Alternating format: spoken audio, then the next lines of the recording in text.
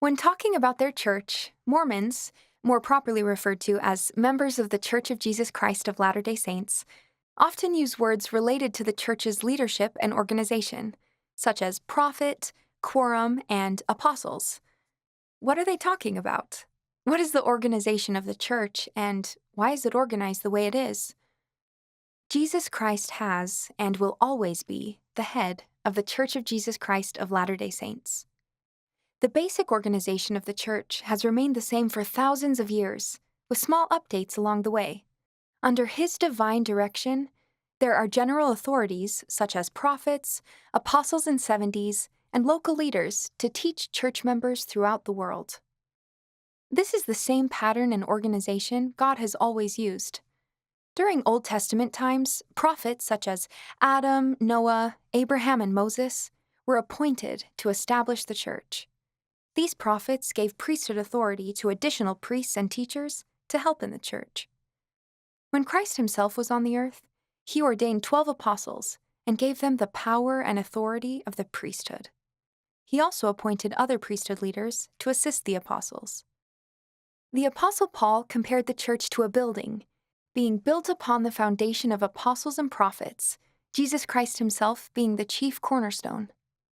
However, after the death of Jesus Christ and his apostles, the organizational structure of the church and the priesthood were lost.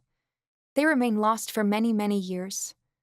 Until the spring of 1820, when a young boy, Joseph Smith Jr., prayed to God, asking which church he should join.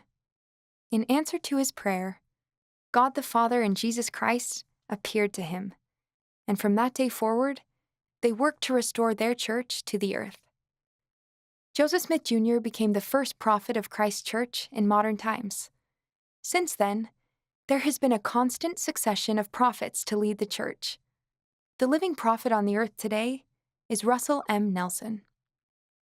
President Nelson serves as the president of the Church of Jesus Christ of Latter day Saints. He is assisted by 2 counselors, making up the first presidency, and a quorum of the 12 apostles, just like the 12 apostles Christ ordained during his personal ministry. There are also other general authorities who support the first presidency and the quorum of the 12 apostles, including the quorums of the 70.